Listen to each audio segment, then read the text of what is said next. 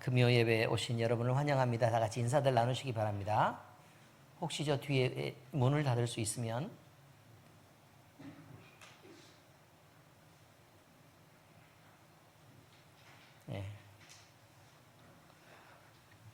영하의 날씨라 다들 너무 춥죠?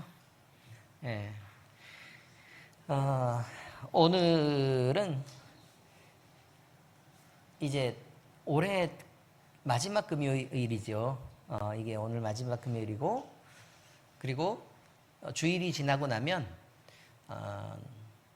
주일이 29일이니까 31일 날 송구영신 예배를 드려서 이제 새해를 시작하게 됩니다. 새해를 시작하게 되는데, 어쨌든 지나면서 올해를 지나면서 우리 교회가 가졌던 변화들도 있고, 또 나라가 또 이렇게 큰 출렁임 속에 이렇게 있는 것들을 보면서 마음이 좀 안타깝기도 하고, 우리가 얼마만큼 어떻게 오랫동안 살지는 모르지만 되도록 평안하고 신앙을 잘 지켜나갈 수 있기를 위해서 우리가 함께 기도하고, 또 주님 앞에 영광되는 삶을 살아가는 내내 그렇게 살 수 있기를 위해서 함께 기도해 주셨으면 좋겠습니다. 그리고 각자 주님 앞에 올해는 내가 이만큼 열심히 살았다, 그리고 내년에는 또 이만큼 또 열심히 살 거다라는 어떤 그 결과와 계획들이 또 함께 세워지는 그런 시간들이 좀 주어질 필요가 있습니다. 저만 바쁠 게 아니라 여러분들도 신앙을 좀 점검을 좀 잘 하시고 내년에 어떻게 할까. 근데 문제는 뭐냐면, 우리가 봉사를 하거나 아니면 성경 나눔을 하거나 이런 모든 과정들 속에서요, 그 생각은 꼭 하셔야 돼요. 하나님 앞에서 내가 어떻게 살 것인가, 그거를 늘 생각하시고, 그래서 하나님 앞에 내가 이런 열심으로 내가 주님을 얼마만큼 한 살이라도 더 젊었을 때 주님을 조금만 더 깊이 알아봐야 되겠다, 또는 주님 앞에 내가 조금이라도 건강할 때 내가 의자 한 개라도 내가 더 닦아내야지 라는 그런 열심들을 늘 그렇게 품어주시기를 예수 그리스도의 이름으로 축복합니다. 사사기 16장 오늘 세 번째 시간입니다. 오늘 제목이 뭐예요? 제목 시작. 여호와의 신이 삼손을 떠나심. 근데 이게 되게 충격적인 사건이죠. 이건 어마어마하게 충격적인 사건이에요. 날 때부터 나시린으로 태중에서부터 복중에서부터 이미 구별되어서 나시린으로 그렇게 살아온 삼손, 그러니까 단 한 번도 여호와의 신이 삼손을 떠난 적 없었는데 여호와의 신이 삼손을 떠나게 되는 어마어마한 사건이 지금 현재 삼손의 사사 말기에 지금 이렇게 있는 이 사건입니다. 한번 보겠습니다. 15절부터 22절까지 같이 읽습니다. 시작. 들릴라가 삼손에게 이르되 당신의 마음이 내게 있지 아니하면서 당신이 어찌 나를 사랑한다 하느냐. 당신이 이로써 3번이나 나를 희롱하고 당신의 큰 힘이 무엇으로 말미암아 생기는지를 내게 말하지 아니하였도다 하며 날마다 그 말로 그를 재촉하여 조름해 삼손의 마음이 번뇌하여 죽을 지경이라. 삼손이 진심을 드러내어 그에게 이르되 내 머리 위에는 삭도를 대지 아니하였나니 이는 내가 모태에서부터 하나님의 나시린이 되었음이라. 만일 내 머리가 밀리면 내 힘이 내게서 떠나고 나는 약해져서 다른 사람과 같으리라 하니라. 들릴라가 삼손이 진심을 다 알려주므로 사람을 보내어 블레셋 사람들의 방백들을 불러 이르되 삼손이 내게 진심을 알려주었으니 이제 한 번만 올라오라 하니 블레셋 방백들이 손에 은을 가지고 그 여인에게로 올라오니라. 들릴라가 삼손에게 자기 무릎을 베고 자게 하고 사람을 불러 그의 머리털 7가닥을 밀고 괴롭게 하여 본즉 그의 힘이 없어졌더라. 들릴라가 이르되 삼손이여 블레셋 사람이 당신에게 들이닥쳤느니라 하니 삼손이 잠을 깨어 이르기를 내가 전과 같이 나가서 몸을 떨치리라 하였으나 여호와께서 이미 자기를 떠나신 줄을 깨닫지 못하였더라. 블레셋 사람들이 그를 붙잡아 그의 눈을 빼고 끌고 가사에 내려가 놋줄로 매고 그에게 옥에서 맷돌을 돌리게 하였더라. 그의 머리털이 밀린 후에 다시 자라기 시작하니라. 아멘. 여러분, 이 내용을 보니까 그 어디서 많이 본 것 같죠? 그렇죠? 어디서 본 것 같아요? 맨 처음에 삼손이 아내를 맞았잖아요. 그죠? 아내를 맞았는데 그 여인도 똑같이 삼손에게 당신은 왜 나를 사랑하지 않느냐? 왜 수수께끼에 답을 가르쳐 주지 않느냐? 라고 얘기하면서 계속해서 졸라가지고 결국 그 답을 얻어냈고 그 결과로 많은 그 사달이 일어난 줄 여러분들 다 아시지 않습니까? 그죠? 기억하고 있는데 똑같은 내용이 거의 반복되고 있는 중입니다. 자, 그런데 여러분, 그 전에는요 그러지 않았었는데 본문은 삼손이 이제 목숨을 내놓아야 될 만큼의 결정적인 실수를 했다라고 지금 현재 말하고 있습니다. 근데 이것이 언제 있었던 거냐면 삼손이 어렸을 때 막 실수 많이 할 때 그렇게 있었던 사건이 아니고요. 삼손의 이제 마지막 때가 이제 다 돼서 지금 있었던 후반부의 이야기 중에 발생합니다. 그리고 이것은 삼손에게 주어진 거의 마지막 기회에 가까운 그런 상황입니다. 자, 들릴라는요 지속적으로 삼손에게 있는 그 큰 힘이 어디서 왔는지를 계속해서 캐묻죠. 근데 그 캐묻는 이유는 뭐예요? 죽이려고 그랬어요? 아니죠. 돈 벌라고. 그렇죠? 돈 벌라고. 그렇습니다. 5 방백들이 삼손에게 지급하기로 했던 그 돈을 받고 싶어서. 그러니까 저번 주 기억에 의하면 그 어려운 환경에 있었던 나라에서 한 2억 2천 정도의 어마어마한 돈이다라고 말씀드렸습니다. 그런데 끝까지 매달리면서 묻습니다. 그런데 그 여인이 계속해서 처음에 질문할 때는 삼손도요 그냥 장난처럼 이런 거짓말 저런 거짓말로 하고 넘깁니다. 그런데 들릴라가 계속해서 뭐라고 얘기를 하는 거냐면 당신이 내게 마음이 있다고 하면서도 마음의 진실을 얘기를 해주지를 않으니까 그럼 내가 당신을 어떻게 사랑하는 줄 아냐? 그러면서 울고불고 이게 날이면 날마다 매달리면서 계속해서 졸랐다 이렇게 말합니다. 그러니까 삼손의 마음이 어때요? 죽을 지경이 됐다. 번뇌에서 죽을 지경이 됐다라고 말하고 맙니다. 자, 그래서요 그는 나실엔의 비밀을 폭로하게 되고 하나님의 신이 떠나버리게 되자 블레셋 사람들에게 이제 잡혀가게 되는 비극적인 결말로 지금 점점 다가가고 있는 것입니다. 여러분, 자, 첫 번째 우리가 느끼는 것은 뭐냐면요 우리가 생각할 때 삼손이 답답해요 안 답답해요? 답답하죠. 너무 답답하죠.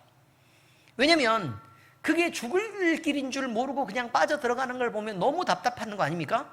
그런데 만약에 여러분이 이런 상황에 처했으면 여러분은 어떻게 하실 거라고 생각을 하십니까? 저는 100이면 거의 100에 가깝게 똑같이 행동할 거라고 생각합니다. 집에서 만약 이런 일이 벌어졌다. 그러면요 어쩔 수 없이라도 말할 수밖에 없는 그런 상황들이 점점 생기지 않을까라고 생각을 하게 되는 거죠. 삼손은요 사실은 거짓 사랑에 눈이 멀어서 하나님을 버렸던 것입니다. 자, 그러면 들릴라가 삼손을 사랑했습니까? 삼손이 좋아하는 마음을 이용해서 돈을 벌려고 그랬던 거죠. 들릴라는 사랑했던 게 아닙니다. 삼손이 넘어진 것은 들릴라가 자기가 사랑하고 있는 그 대상이 삼손이 사랑하고 있는 그 대상인 들릴라가 삼손에게 네가 나를 사랑한다고 말했는데 그 사랑이 진짜야? 그거 거짓말이잖아 라고 얘기했을 때 사실은 그것을 내 사랑은 진짜야 라는 걸 증명하고 싶어서 그런 거라니까요. 내 사랑은 진짜야 라는 걸 증명하고 싶어서. 그럼 사랑을 보여줄 수 있는 방법들은 굉장히 많이 있잖아요. 그죠? 사실 삼손에게 방백들이 이만큼의 돈을 준다 그랬는데 나한테 그보다 더 큰 돈을 줄 수 있어? 라고 물어봤으면 좋았을 뻔했어요. 그래 안 그래요? 그렇죠. 그럼 됐죠. 그럼 삼손이 줄 수 있었을까요? 없었을까요? 그렇죠. 자기의 힘을 발휘해서 그러니까 하나님과의 약속을 깨지 않고서도 나는 줄 수 있었을 거라고 봐. 그죠? 줄 수 있었을 거라고 본단 말이에요. 그런데 그렇게 하지 않는다는 거예요. 왜냐하면 사탄의 목적은 돈에 있지 않습니다. 그를 죽이는 데 있기 때문에 그렇습니다. 예수 그리스도를 죽였던 마귀 사탄도 결국 가룟 유다를 이용했을 때, 그럼 가룟 유다가 사실은 돈 그거 은 30 그거에 막 어마어마한 큰 목적이 있고 그렇겠습니까? 사탄이 그의 마음을 붙잡아서 움직였기 때문에 그냥 그렇다는 것입니다. 여러분, 이미 너무 삼손은 죄에 대해서 무감각한 거예요.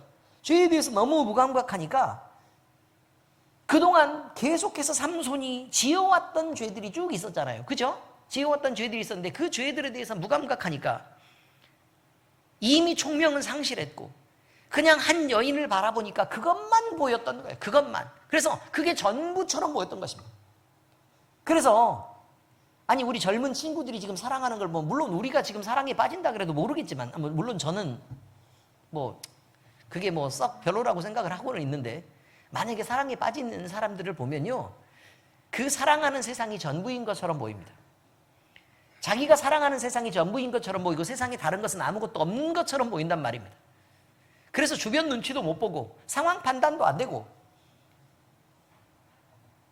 여러 가지 환경이나 조건이나 이런 걸 따질 만한 여유도 없죠. 그냥 그 사람이 좋으면 그냥 그저 좋아서 그냥 모든 것을 다 내에 맡기고 그냥 걸고 하는 것이 사랑이라는 거죠.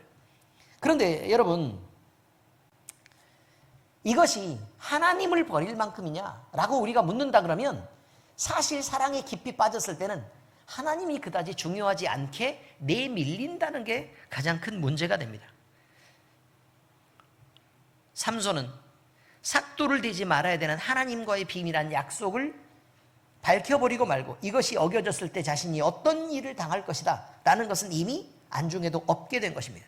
그래서 자신이 지금 몸과 마음을 다해서 사랑하는 눈앞에 있는 이 여인이, 이 가냘픈 여인이 나로부터 조금 이렇게 안심을 했으면 좋겠고 나로부터 위로받았으면 좋겠고 그래서 비로소 우리가 좀 사이가 좋아졌으면 좋겠고 그런 마음이 있어서 이 인간이 그 얘기를 다 하고 나서 들릴라의 무릎을 베고 잠을 자고 있는 이 꼴을 하고 있더라 라는 것입니다.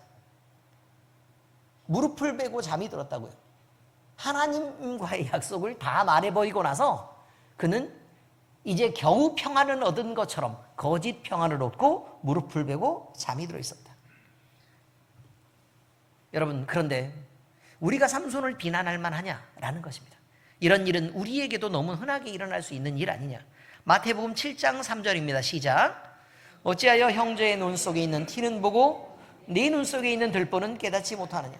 결국 우리는 우리를 바라볼 수 있을 만한 능력이 거의 없습니다. 우리가 사랑하는 사람이 있을 때 우리는 그의 마음을 만족시키기 위해서 신앙을 떠난 말로 위로할 때도 너무 많이 있습니다. 잘 생각해 보시기 바랍니다. 신앙이 아닌 다른 방법으로의 위로를 끊임없이 생각한다는 것입니다. 그래서 우리는 우리 힘으로 그를 위로할 수 있을 것처럼 말하고 우리 힘으로 그가 하나님을 떠난 상태에서라도 우리는 그만 있으면 충분히 만족할 수 있을 거라는 그런 생각을 하게 됩니다. 주님 앞에 선 우리인데도 불구하고 우리가 하나님 앞에 서 있는데도 불구하고 우리는 심지어 주님을 외면하는 일도 할 수 있고 그래서요 마음껏 사랑하는 사람이 죄 짓기 원하면 마음대로 죄도 지을 수 있습니다. 사랑하는 사람이 마음껏 부패하기를 원하면 부패할 수 있습니다. 사랑하는 사람이 마음껏 거짓을 말하고 싶으면 거짓을 말할 수 있고 사랑하는 사람이 하나님 외에 나를 더 중요하게 생각해달라고 요구할 때 그렇게 할 수 있는 사람들입니다. 아닙니까? 그래서 하나님을 예배하는 것보다 우선하는 것들이 너무 많고 하나님을 예배하는 것보다 우리 자신을 지킨다고 생각을 하지만 우리가 사랑하는 사람을 위해서 그렇게 할 수밖에 없다고 얘기하지만 여러분 이 연말이 돼가지고 또 이게 송구영신 예배 제끼고 또 이렇게 해 뜨는 거 보러 간다고 해가 뭘 해주는데 우상 아닙니까? 그거 하러 젊은 애들 갈 거라고요. 그러면서도 마음의 가책을 전혀 느끼지 않을 거라는 것입니다. 심지어 만약에 내가 진짜 사랑하는 애가 교회 다니는 데가 엄청 막 싫어한다. 그러면 그가 욕하고 부인하는 상황에서 우리는 하나님을 변론하지도 못하고 하나님의 편을 들지도 못하는 그런 상황 속에 내몰려서요, 오히려 그 사람이 나 때문에, 내가 교회 다니는 것 때문에 마음 상하지 않았으면 하는 그런 간절한 기대들을 가지고 바라보는 겨우 그 정도 수준인 게 우리라는 것이 안타깝다는 것입니다. 예수님이 머리 되시고 당신의 생명을 바쳐서 이루신 사랑하는 교회, 그 교회를 비방하는 일에 우리는 서로 입들을 맞춰서 그렇게 함께하고 있습니다. 원수의 편을 듭니다. 그 교회가 무너지고 교회가 썩었다고만 얘기하고 자기 스스로는 자기 스스로 교회된 것은 잊어버리고, 그리고 나라는 이 교회가 새로워지는 것에 대해서 열심을 내지 않습니다. 신앙이 있다면 할 수 없는 세상의 말들로 성도 간에 상처를 주면서 서로 헐뜯고 서로 상처를 내고 서로 피를 흘리게 하고 서로 마음의 죽음으로 몰아가는 일들도 흔하게 그렇게 있다는 것이죠. 이런 일을 행하는 자들은 죄가 쌓이는 결과의 무서움을 모르고 있는 것입니다. 나는 그냥 얘기해서 그냥 쉽게 오늘 쉽게 지나갈 수 있는 일들을 하고 있는 것입니다. 그냥 내 마음에 있는 말들을 하고 그냥 내 속에 있는 생각들을 그냥 그렇게 하고, 이렇게 했었을 때 우리 주님은 얼마나 공격을 받고 우리 주님은 얼마만큼 상처가 입을지를 모르고 있는 것을, 그리고 우리 예수님을 다시 십자가에 못 박는 일을 우리는 서슴지 않고 있다는 사실들을 그저 내가 인정받기 위해 하고 있다는 사실들을 우리는 늘 잊고 있다는 것입니다. 무서워하지 않습니다. 반복되는 죄에 대해서도 아무리 회개를 요구해도 회개하지 않습니다. 돌이키기를 요구해도 마음을 완악하게 두고 돌이키지 않습니다. 그러면 하나님의 진노는 점점 더 깊어질 수밖에 없습니다. 로마서 2장 5절에서 8절까지입니다. 시작. 다만 내 고집과 회개하지 아니하는 마음을 따라 진노의 날 곧 하나님의 의로우신 심판이 나타나는 그날에 임할 진노를 내게 쌓는도다. 하나님께서 각 사람에게 그 행한 대로 보응하시되 참고 선을 행하여 영광과 존귀와 썩지 아니함을 구하는 자에게는 영생으로 하시고, 오직 당을 지어 진리를 따르지 아니하고 불의를 따르는 자에게는 진노와 분노로 하시리라. 여러분, 한 번에 화가 막 어마어마하게 치밉니까? 그렇지 않죠? 처음에는 그냥 하지 말라 그럽니다. 그죠? 하지 말라 그럽니다. 근데 그 다음번에도 똑같은가요? 아니죠. 조금 더 언성이 높아집니다. 그러다가 또 반복되잖아요. 그러면 점점 내 마음에서도 참을 수 있는 인내심이 점점 줄어들고, 그래서 화가 나고 그 다음부터는 이제 심한 말을 하고 이렇게 할 수밖에 없습니다. 그리고 진노하고 분노하게 되는 때까지 갑니다. 하나님을 우리가 그렇게 몰아가고 있는 것입니다.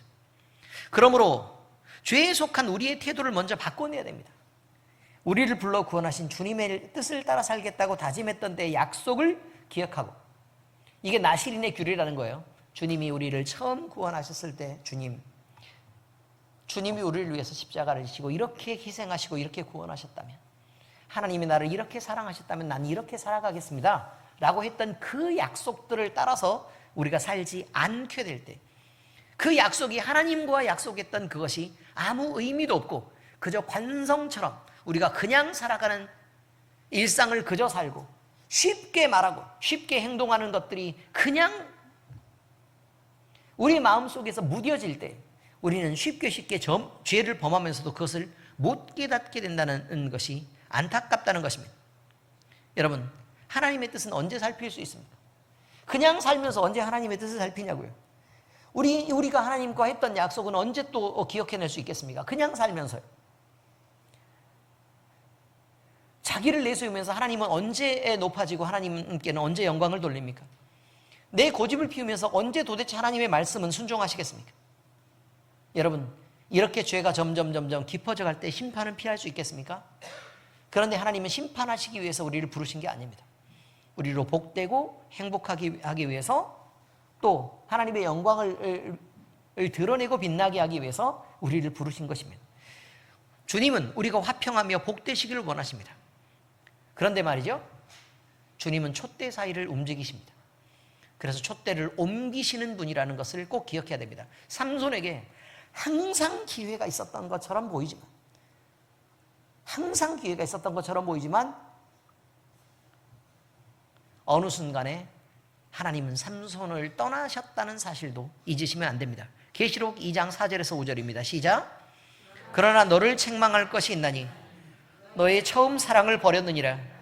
그러므로 어디서 떨어졌는지를 생각하고 회개하여 처음 행위를 가지라. 만일 그리하지 아니하고 회개하지 아니하면 내가 내게 가서 내 촛대를 그 자리에서 옮기리라. 수많은 권면을 하고요. 계속해서 그렇게 하시면 안 됩니다.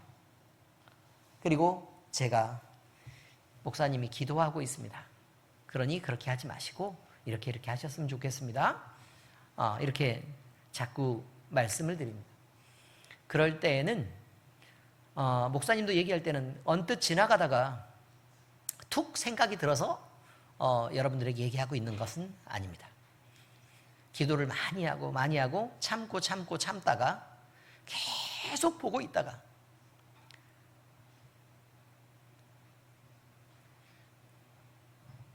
그러다 한 번씩 기회를 보아서 이야기를 하는 것입니다. 그럼에도 불구하고 하나님이 그렇게 하실 때도 있습니다. 제가 기도를 하죠. 기도를 하면서 뭐라고 기도를 하냐면, 하나님의 말씀을 주고 권면할 때 주님, 이 사람이 듣겠습니까? 변할 수 있습니까? 마음을 돌이키고 회개합니까? 근데 주님이 말씀하실 때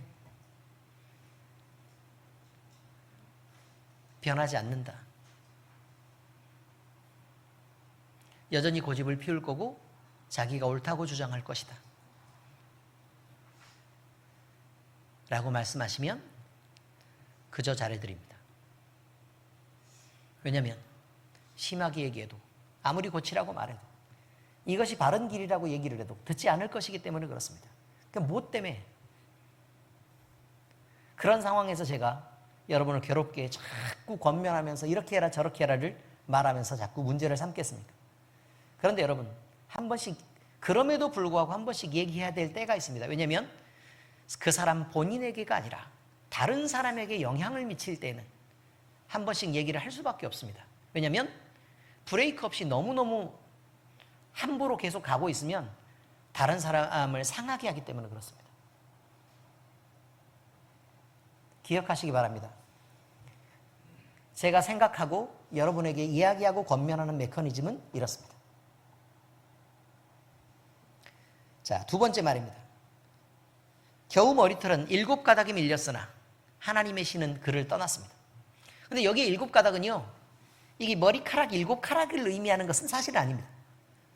7가락은 아니고, 그러면 삼손이 막 이렇게 풀어 헤치고 나서 막 장발로 막 이렇게, 그 머리카락이 이렇게 해가지고 막 흩날리면서 이렇게 다녔을까? 그것은 아니죠. 이게 머리카락이 길었을 때는 대부분 다 어떻게 해요? 묶죠. 묶고 다니는데요. 그거를요, 이게 보니까 이렇게 조금 여러 개로 이렇게 땄던 것처럼 보입니다. 그런데 그 중에 7가닥처럼 보여지죠. 그런데 그 7가닥이 밀렸습니다. 그런데 하나님의 신은 그를 떠났다라고 얘기합니다. 삼손이 힘을 잃어버려서 잡히기 전까지 삭도를 대어서 잘린 7가닥을 제외한 나머지 모든 머리카락은요, 그대로 있었습니다.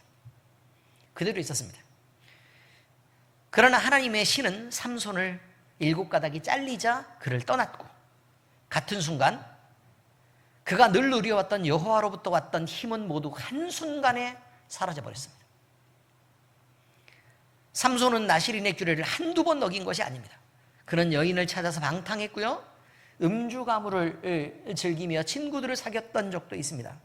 그리고 죽은 시체를 만져서 스스로 부정하게 된 적도 있었습니다. 그리고 사사로서의 의무를 어기고 그는 음란하고 방탕하게 지냈던 적도 많이 있습니다. 사설이 있었던 20년 동안 앞에 나와 있는 내용과 뒤에 있는 내용이 나와 있는데 그가 중간에 막 정신을 엄청 잘 차리고 20년 동안 엄청 잘 살았을 거다. 중간에 기록이 안 돼 있으니까 뭔지는 모르지만 앞에는 이딴 식으로 살았다. 그리고 뒤에도 또 이런 식으로 하다가 죽었다라는 내용이 나와 있습니다. 그럼 그 중간은 여러분은 어떻다고 생각해요? 중간은? 사람이 변해요? 아니면 그 속성은요? 잘 안 변하죠.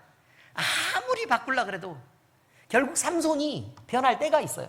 언제 변했냐면 하나님의 신이 떠나고 나서 죽을 때가 되니까 변하더라. 아, 그래서 우리가 그런 얘기를 하나 보다. 그래서 사람이 갑자기 변하면 어떻게 된대요? 죽는데요. 지금 그 얘기를 하는 거예요, 지금. 갑자기 변하면 죽는데요. 여러분, 그러니 그 20년 동안의 삶이요. 하나님을 그가 온전히 정결하게 섬겼을 것이라고 보기가 어렵다는 것입니다. 그리고 지금 이야기만 봐도 창녀 들릴라를 사랑해서 그녀의 침소를 찾아 사랑을 나누고 그 반복되게 그 여인의 품속에 있고 싶어가지고 그가 범죄했고 그 둔한 마음이 결국은 하나님과의 관계를 깨뜨리면서까지 결국 들릴라의 품에서 벗어나지 못했던, 그래서 하나님이 신이 떠나게 만들었던 그 원인을 그 스스로가 제공했다는 것입니다. 삭도를 대지 말라는 명령을 가르쳐주면서도요, 사실은 삭도를 대지 말라, 그러면 하나님의 신이 너와 함께 하겠다라고 얘기를 했을 텐데, 근데 문제는 보세요. 태어나서부터 줄곧 삭도를 한 번도 안 됐어요. 그렇죠? 그러니까 삼손은 그냥 무지하게 원래 힘이 셌어요. 어마어마하게 힘이 셌단 말이에요. 그러니까 그가 막 비실비실하게 막 이렇게 얇고, 예를 들면 뭐 키가 한 78쯤은 되는데 그 52kg 뭐 이 정도 돼가지고 삼손이 힘을 썼을 것 같아요. 머리카락만 기니까. 여러분은 그렇게 보이십니까? 그게 아니었겠죠. 여러분, 그러니까 삼손은 자기 스스로의 힘을 보았을 때도 늘 자신이 있었던 삶을 살았다는 거예요. 늘 자신 있었다. 당당했다. 어딜 가도 내가 힘으로는 절대로 안 밀려 라는 그런 것 정도는 충분히 있었다라고 지금 얘기를 하는 것입니다. 그래서요, 하나님의 신이 떠났을 때, 하나님의 신이 떠났을 때 과연 어떤 변화가 나한테 있을까? 이거에 대한 상상을 할 수 있었을까요? 저는 할 수 없었을 거라고 봐요. 왜냐하면 경험한 적이 없으니까. 우리가 죽음을 두려워하지 않는 이유는 뭐예요? 확 죽어버릴까? 막 이렇게 얘기하면서 막 이렇게, 우리 김경수 장로님이 막 이렇게 처음에 막 초반에 우리 교회에서 와가지고 그랬을 때 정의자 권사님 막 사랑을 얻고 싶어가지고 나를 좀 이뻐해줘 막 그러다가 막 안 이뻐해주고 그러니까 막 확 죽어버릴까 그렇게 나가가지고 막 그랬죠. 근데 왜 확 죽어버릴까가 돼요? 안 죽어봐서 무서운 걸 몰라가지고 그런 거라고요. 사람들 다 그렇죠. 그러면 다 그런 거라고요. 우리는 죽음이 두려우려 그러면 죽음이라는 걸 좀 생각을 해보고 좀 알아봐야 될 거 아닙니까? 삼손은요, 하나님의 신이 뭘 떠나봤어야 떠나는 것에 대한 그 결과를 알죠. 힘이 없어봐야 없어진 걸 알죠. 그 없어지면 어떤 일이 벌어질 것도 스스로 그렇게 알죠. 모든 것을 다 잃게 된다는 걸 몰랐다는 것입니다. 그냥 몰랐었다 이거죠. 제가 우리 진아한테 가끔 얘기합니다. 애가 아니 뭐 이렇게 교회를 나올 수 있는데도 막 안 나오고, 기도를 받아야 되는데도 중간에 어디 막 이렇게 반쯤 이렇게 막 마음을 다 뺏겨가지고, 마음을 반쯤? 한 95%쯤 이렇게 뺏겨가지고 막 이렇게 여기저기 돌아다니고 막 이렇게 했었을 때, 뭐 자세한 얘기는 제가 알지만 안 하겠습니다. 제가 뭐라고 얘기를 했냐면, 너 이 새끼 너 중간에 너 기도 안 받고 이렇게 하면 너 도대체 어떻게 하려고 그러냐? 잘못하면 큰일 나지 않겠냐? 내가 날 위해서 그러냐? 널 위해서 그러지? 우리 신정 사모님한테도 또 가끔 얘기합니다. 뭐라고 얘기를 했냐면, 아유 우리 사모님 우리 교회 안 나왔으면 어쩔 뻔했어요. 얘기했죠? 그쵸? 어쩔 뻔했어. 저렇게 맨날 아파가지고 디스크도 맨날 3군데 있어가지고 기도를 쫙 이렇게 해보잖아요. 근데 희한한 건 뭐냐면요. 희한한 건 디스크가 있으면 우리 이 교회에서 사실 제일 잘 낫는, 기도해가지고 제일 잘 낫는 뭐 질병이라 그러기도 좀 그렇고, 이거 뭐라고 얘기를 해야 되죠? 에? 어쨌든 병명 중에 한 개가 디스크입니다. 그죠? 아니, 감기보다 빨리 나요. 감기보다 빨리 나, 디스크 같은 건. 그런데 우리 신희정 사모님은 완치가 안 됩니다. 왜 안 될까요? 제가 그걸 위해서 기도를 해봤겠어요? 안 해봤겠어요? 신희정 사모님은 기도해봤어요? 안 해봤어요? 해봤어요? 뭔 것 같아요? 우리 개운하게 얘기하고 넘어가죠. 뭔 것 같으세요? 사람이 잘났기 때문입니다, 여러분. 사람이 너무 잘났기 때문입니다. 너무 괜찮은 사람이기 때문입니다. 근데 쓸데없는 자신감이 생겨요. 위험해요, 안 위험해요? 위험해요. 그래서 하나님이 봐주시는 겁니다. 가까이 있어라. 붙어 있어라. 겸손하게 조용히 고개를 숙여라. 그렇게 얘기하는 것입니다. 사람이 지나치게 똑똑하면, 하나님 앞에서 지나치게 똑똑하면 자기가 진짜로 똑똑한 줄 압니다. 근데 하나님의 지혜에 그것을 비교할 수가 있겠습니까? 그렇지 않습니다. 우리가 하나님의 지혜를 생각하면 사람이 상상할 수 없는 수준이고, 우리가 하나님의 일하심을 생각하면 우리가 기대해 이렇게라는 설계를 할 수가 없습니다. 왜? 어떻게 일하실지를 모르기 때문에 그렇습니다. 사람이 그걸 어떻게 알겠습니까? 우리는 이런 생각을 해야 됩니다. 단 한 분도 지금까지 우리가 신앙생활을 그때 우리 교회 시작해가지고 우리가 다 모여가지고 함께 하나님이 우리를 이렇게 살려내셨다라는 그 기쁨들 속에 우리가 같이 있었을 때, 우리는 하나님 앞에 우리의 마음을 드리면서, 하나님, 주님이 이렇게 불러주셨으니까 저는 주님 앞에서 정말 겸손하게 살겠습니다. 주님이 내 전부로 알고 그렇게 살겠습니다. 그런데 그렇게 살다 보니까요, 한 개씩 주님이 전부가 아니고 내가 하나씩 생겨나요. 내가 소중한 것들이 한 개씩 생겨나서, 그래서 그것들을 지키기 위해 내 신앙 안에서 싸워야 될 일들이 자꾸 생겨요.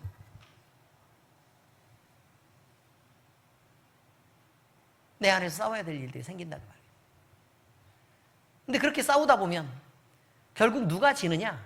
이미 그렇게 싸우기 시작할 때는 나는 질 준비를 하고 있는 것입니다. 이미 지려고 한 거예요.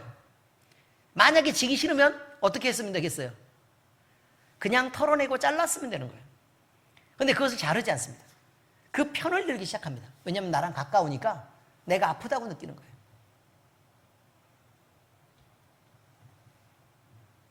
그런데 여러분, 기회는 항상 주어지는 게 분명히 아니라고 말씀드렸습니다.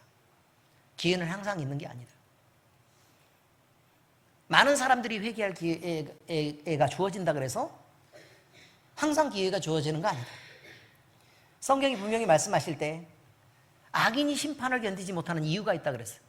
왜 악인은 하나님의 구원 속에서 멀어지게 되죠? 우리는 성경의 큰 선언 중에 하나가 뭐예요? 예수 그리스도를, 주 예수를 믿으면 되는 거예요. 그리스도로 믿으면 되는 거예요. 그런데 그 믿음이라는 것의 전 단계가 뭐냐면 회개하고 돌이키는 거예요. 회개하고 자기의 죄를 고백하고 돌이키는 것입니다. 그런데 문제는 성경은 악인에게는 회개할 기회를 주지 않는다고 말해요. 악인에게는 회개할 기회를 주지 않는다. 회개할 기회를 받지 않는 사람들의 대표적인 특징이 뭔 줄 아십니까? 어떤 것 같아요? 회개할 기회를 갖지 못한 사람들의 대표적인 특징, 딱 하나의 대표적인 특징이 있는데 그건 억울함입니다. 억울해요. 내가 잘못하지 않았어요. 아시겠습니까? 아무리 잘해도 회개를 하려고 하면 내가 잘못했어야 잘못을 고백하고 회개를 하죠. 이게 뭐하고 똑같은 거냐면 그 단계를 얘기하자면요, 예수님이 재림 얘기를 제거 하잖아요. 재림 얘기를 해요. 재림을 인정하려고 하면 두 가지가 있어야 돼요. 두 가지. 첫 번째는 뭐예요? 다시 오시려면 먼저 와야 돼요. 한 번은 왔어야 돼요. 한 번 왔어야 돼요. 왔죠? 그럼 다시 올라 그러면 지금 여기 있는 거잖아요. 그럼 안 돼요. 그럼 어떻게 해야 돼요? 가야 돼요. 왔다 가야 된다고요. 그래야 다시 올 수 있어요. 이해되셨습니까? 근데 오지 않으면 예수님이 다시 올 수 있어요, 없어요? 예수님이 한 번 오지 않으셨다면 다시 올 수 없어요. 만약에 가지 않았다면 또 다시 올 수 있어요, 없어요? 다시 올 수 없어요. 오셨다가 부활승천에서 올라가셨어야 다시 올 수 있는 거예요. 그게 다시 온다는 것에 대한 조건이 이거란 말이에요. 회개도 마찬가지. 회개도 마찬가지라고요. 다시요. 회개할 기회가 있어야 된다라고 얘기하는데, 회개는 잘못한 것을 돌이키는 걸 말하잖아요. 그래서 다른 길로 돌이키는 걸 말해요. 그러면 1번은 뭐냐면 내가 잘못한 것을 알아요. 모르면 돌이킬 수 없어요. 그러니까 다른 사람이 너 잘못했어 라고 얘기하는 것으로 내가 회개할 수 없어요. 그건 내 마음에 인정이 안 되기 때문에 그래요. 분명히 내 마음속에서 뭐가 있어야 된다고요? 아, 나는 잘못했어요 라는 걸 인정할 수 있어야 돼요. 그 다음에 두 번째는 어떻게 해야 돼요? 방향을 바꿔야 돼요. 그래서 다른 말을 하고 다른 마음을 품고 다른 행동을 해야 돼요. 하나님 앞에 바른 방향으로 걸어야지 그게 회개란 말이에요. 내가 잘못했어요 라는 것만 인정하는 것까지를 뭐라고 성경은 표현한 줄 아세요? 후회라고 표현해요. 아시겠어요? 내가 잘못하는 것을 인정하는 것까지만은 뭐라고 얘기한다고요? 후회한다고 얘기해요. 후회. 회개는 뭐 어디까지를 얘기해요? 후회한 이후에 하나님을 향해서 걸어가는 것까지를 회개라고 얘기한단 말이에요. 회개 조건이 그렇게 있어야 된다는 거예요. 그런데 문제는 악인에게는 스스로 교만해서 자기 자신을 하나님 삼고, 그 다음에 내가 소중한 것들만 지키려고 길을 쓰면서 세상적인 나와 내 주변 이런 것들만 챙기려고 이렇게 하다 보면 결국 하나님은 너 그러면 네가 그렇게 소중하지? 그럼 너 그거 가져. 그리고 회개할 기회를 안 줘요. 그래서 그 영혼은 결국 어떻게 돼요? 망하게 된다. 이렇게 성경은 표현하고 있다는 것을 우리는 알아야 됩니다. 여러분, 삼손이 하나님의 신이 떠나기 전까지는 한 번도 경험한 적이 없는 세상. 우리도 처음 믿었을 때, 우리가 예수님을 믿었을 때 그냥 이렇게 누리는 은혜가 너무 당연하기 때문에 우리는 그저 이 일상이 계속되는 줄 알고,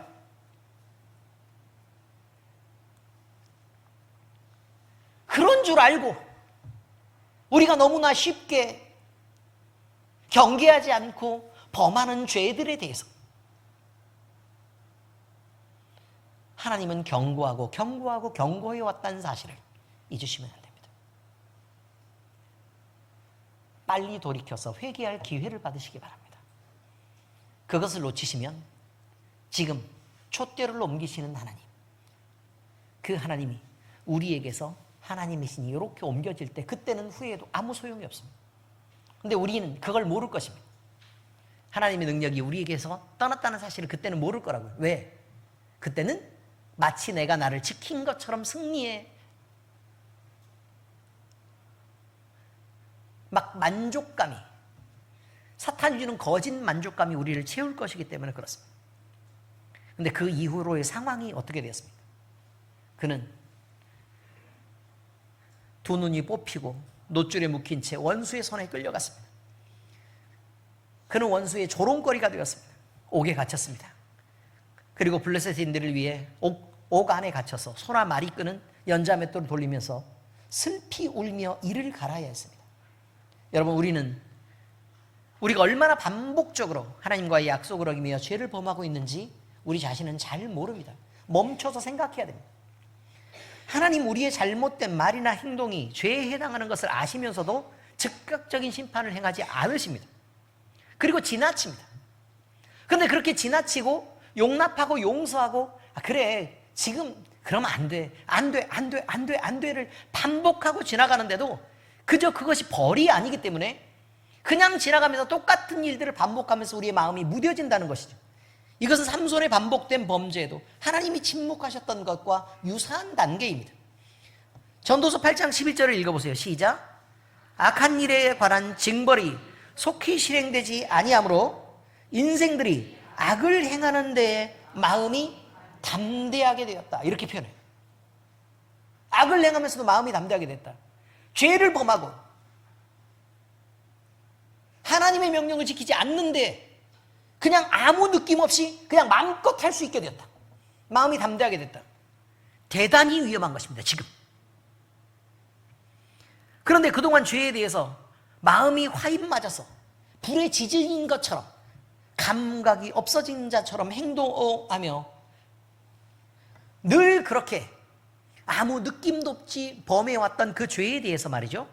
우리가 당연히 이번에도 그냥 넘어갈 것이다 라고 기대하고 가는 그 어떤 순간에는 죄의 심판이 내려지게 되는데 그때는 이미 돌이킬 수 없는 파멸이 그 정해진 순서를 따라 어마어마한 능력과 권세를 갖고 우리를 뒤엎어버릴 거란 얘기입니다. 디모전서 4장 1절에서 2절입니다. 시작.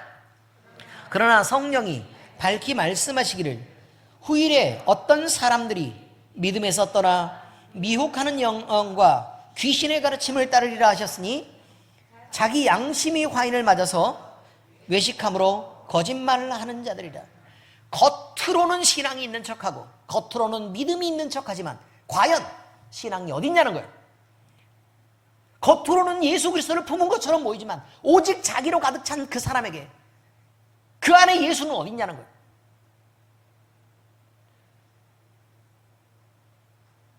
그저 율법적인 계명이 있어서 다른 사람들을 비판하고 정죄하고 판단하는 일에 빠른 사람들은 그 안에 우리를 용서하신 예수는 어딨냐는 거예요.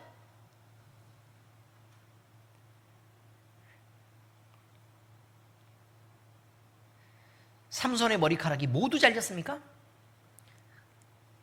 그것도 아니었습니다. 우리가 생각하는 우리 어마어마한 많은 것들 중에 우리가 어기는 경건들 말이죠. 하나님과의 약속들이 아주 많이 있었을 거라고. 근데 그 중에 우리가 어떤 약속들에 대해서 하나님께 반복적으로 죄를 범하고 있었을 때 우리는 그것을 심각하지 않게 생각합니다. 왜? 나머지는 그대로 있거든. 그 머리카락 중에 나머지가 다 그대로 있거든. 겨우 잘린 건 7가닥이었을 뿐이라니까.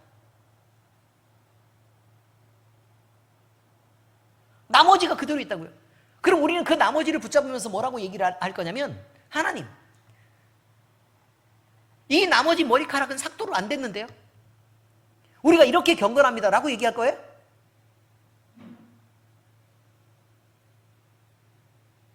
그럴 수 있냐고 지금 묻습니다.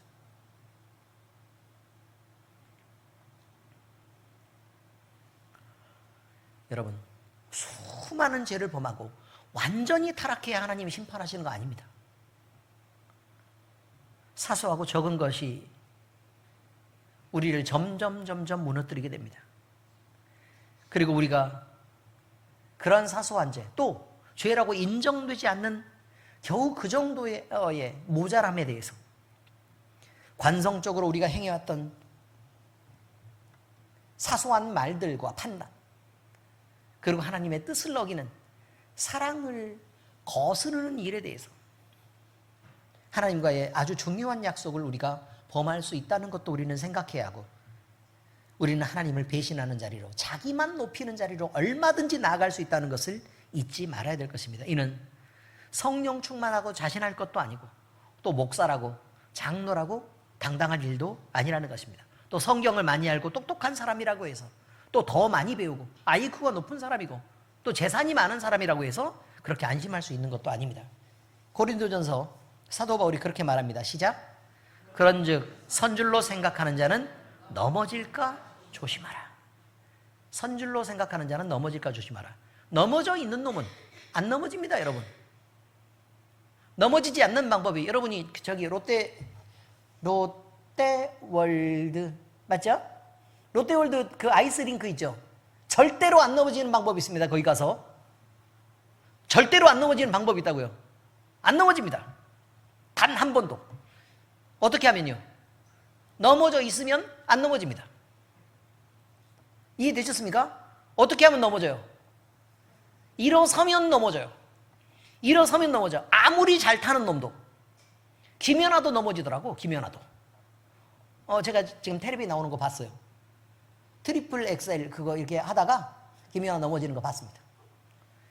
잘하고 잘 서 있기 때문에 자신이 있어서 넘어지는 것입니다. 우리가 신앙생활도 마찬가지입니다. 내가 옳은 것처럼 보이십니까? 내가 당당합니까? 내가 신앙생활을 오래 해서 성경을 많이 하는 것처럼 보이십니까? 그러면 조심하라는 거예요. 너 네 판단 때문에 너 반드시 넘어질 수 있다. 선줄로 생각하는 자는 넘어질까 조심해라. 여러분, 늦기 전에 우리는 죄를 떠나야 됩니다. 하나님을 두렵고 떨림으로 대하며 사소한 실수가 있더라도 우리는 우리의 잘못을 부지런히 인정하고 돌이켜야 된다는 것이죠. 그래서 그것을 허용하지 않는 삶을 살아야 됩니다. 그래서 주님 앞에 늘 부끄럽게 생각하고 늘 다리를 발발발발발 이렇게 떨면서 일어서더라도 이렇게 조심해가지고 발발발발 이렇게 떨면서 조심해서 이렇게 해야 넘어져도 안 다칠 수 있습니다. 우리 송채원이한테 한번 물어봐야지. 인라인 스케이트 타지, 채원아? 요즘 안 타? 저게 목사님 좀 가르쳐 주라고 그랬더니 인라인 스케이트를 제꼈네요. 인라인 스케이트를 배우면 말이죠. 인라인 스케이트를 배우면 뭐부터 가르치는 줄 아십니까? 뭐요? 멈추는 것부터 가르친다고요? 아니에요. 맨 첫 번째는 넘어지는 방법을 가르쳐요. 넘어지는 방법. 자, 다시요. 인라인 스케이트를 배울 때는 어떻게 하는 법부터 가르친다고요? 넘어지는 방법. 부드럽게 넘어지는 방법. 안 다치고 넘어지는 방법을 가르쳐요. 그 다음부터 조금 서가지고 움직이다가 넘어지면 그렇게 넘어져야 돼, 그렇게 넘어져야 돼, 그렇게 넘어져야 돼를 가르쳐요. 안 다치고 넘어지는 방법. 우리가 조심하면 넘어져도 덜 다칠 수 있습니다. 자신하면 넘어지면 크게 다칠 수 있습니다. 빌립보서 2장 12절입니다. 시작. 그러므로 나의 사랑하는 자들아, 너희가 나 있을 때뿐 아니라 더욱 지금 나 없을 때에도 항상 복종하여 두렵고 떨림으로 너희 구원을 이루라. 기도하겠습니다. 하나님 아버지, 감사합니다. 삼손의 넘어짐을 보면서 아버지 하나님, 우리도 삼손처럼 동일한 자가 아닌가 생각하게 됩니다. 나시린의 규례를 깨고 머리카락을 잘리게 되었을 때 삭도가 그의 머리에 닿는 순간 하나님의 신이 그에게서 떠났고, 단 한 분도 자기 평생에서 떠난 적 없던 하나님의 신이 자기의 신을 떠나게 되었을 때에 그 결과들은 삼손이 상상할 수 없는 것들이었던 것을 주님, 우리는 보고 알게 됩니다. 주의 성령이 우리에게 오셔서 늘 우리와 함께 하시고 우리가 주님이 주시는 그 은혜와 행복들을 누리면서 살기에, 아버지 하나님, 우리는 죄를 범하면서도 하나님의 신이 촛대를 옮겨 우리를 떠날 때에 그 결과들을 우리는 상상하지 못하고 반복적으로 죄를 범하는 그런 실수들을 지금 계속하는 것들을 주님 보면서, 아버지 하나님, 우리 자신을